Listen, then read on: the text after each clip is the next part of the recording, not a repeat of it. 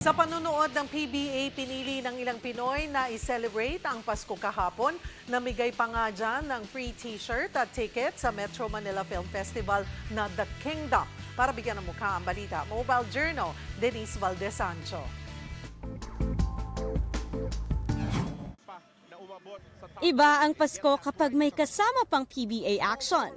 Yan ang eksena ng ilang fans na piniling i-celebrate ang Christmas with their basketball idols. Sa pagpapatuloy ng PBA Season 49 Commissioner's Cup, Paskong panalo ang ipinamalas ng Fiberxers kontra Meralco, 110-94.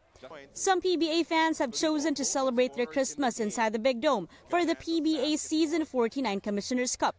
Converge set the tempo early on with a 22-6 run, hanggang sa sinara nila ang first half 58-41. Sinubukan silang habulin ng Bolt sa second half, pero hindi yan naging sapat.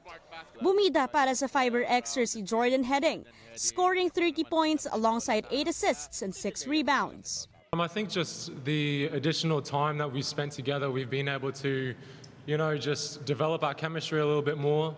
We've been able to identify our roles a little bit better, and we've been able to play to our roles. And I think we've done a great job of sharing the scoring load and finding the hot hand.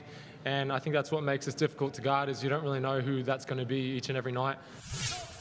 Sa Christmas Clasico ng Ginebra at Magnolia, regalong panalo ang ibinigay ng Ginebra sa kanilang fans.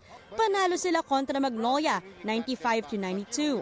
Dikit ang laban sa huling quarter hanggang sa nagpakawala ng buzzer beater tray si Scotty Thompson.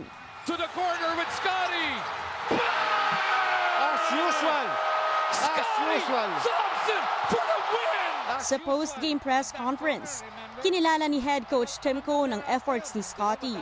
Everybody's going to remember Scotty's shot, but it was this guy who got the penetration and the kick and the pass to him. So, RJ's obviously truly deserving tonight, and